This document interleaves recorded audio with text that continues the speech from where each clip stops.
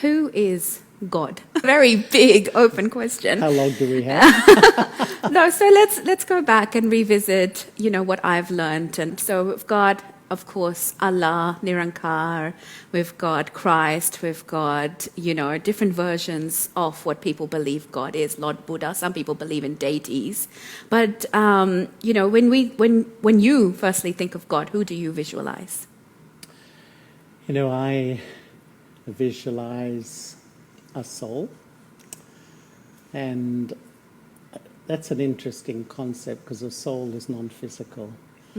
So I just visualize a point form, but maybe just to contextualize my journey to finding God.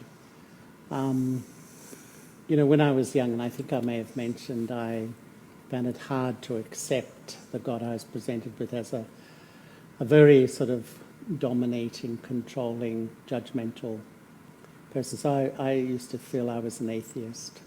As I travelled, I became an agnostic. And when I was offered the idea that I am a soul, and I'm a soul that acts through this body called Charlie, and I reap the fruit of my actions. I do an action, and I reap the fruit. So I, in my life, you in your life, I know happiness and I know sorrow. But there is one soul that is beyond that game of happiness and sorrow, a living, real, conscious soul. But a soul that does not take a body like me, but is a conscious being. And when I began to play with these ideas, it made so much sense because I could relate. I could relate to another soul. The only thing is, it's a completely new relationship. Like I'm talking to you, you're talking to me, and we're doing it through our sense organs. You're looking at me, I'm looking at you. We're interacting and speaking. Now, as my understanding, God is a soul like you or me, but a pure soul, eternally uninfluenced, retains a purity and truth that no other soul does, but is real. So I have to develop how to have a relationship with a soul I can't see, I can't touch, because our relationships have always been sort of human being to human being. But I think at the heart of spirituality is this relationship. But it's not just a belief. It's not just a belief I worship. There's no doubt one gets benefit from that, because when you worship, you have elevated thoughts, you feel better. But what we're talking about is really, as we talked earlier, detaching from my body, completely going beyond the consciousness of all the labels of this. And it's almost like I enter God's world. I'm resonating on the same frequency. And through my third eye, I see God, I touch God, I connect with God. And to me, I think it's like the highest human experience, because it's almost like I live stream the energy of God into the sacred space of my mind. And so it's a feeling. It's a relationship that has a whole feeling of love, belonging, closeness, power, joy, a whole range of feelings, like a one-stop shop. It's like, a battery plugging into a generator. That's often the feeling.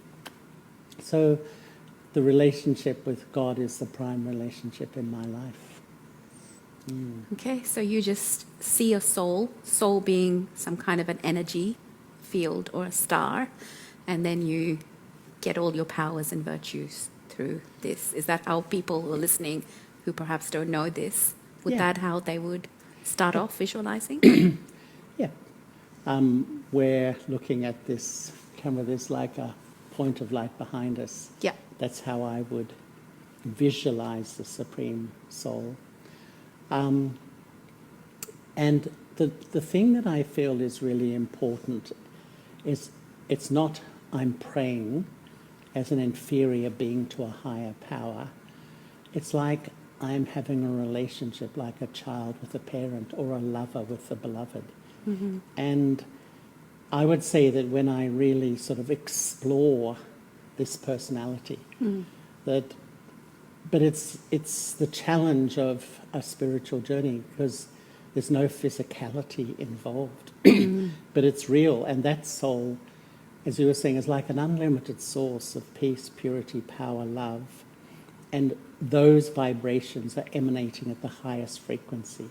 Nice. So the relationship is like a vibrational frequency that when I can tune into that, it's almost like if you feel very close to somebody Yeah.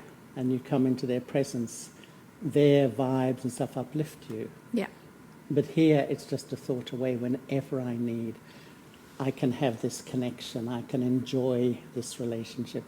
And in a sense, this life is actually living my life, fulfilling my responsibilities at work, at home, everything, but on the constant pilgrimage to keep the connection. Because it's like, sometimes I have the image that when my intellect's connected to a behaviour of a family member, what someone said to me yesterday, the anxiety about something coming up tomorrow, I keep plugging into all these places and feeling very up and down. And what we're learning to do is plug in to this connection. It's absolutely stable. So I'm living in this incredibly neurotic and unstable world. Yeah. And yet that is my anchor. Yeah. Not like all the things around me. Because when I start to anchor into the past, people's behaviours, situations, anxieties, I fluctuate immensely. I'm dancing to the tune of so many things outside of me.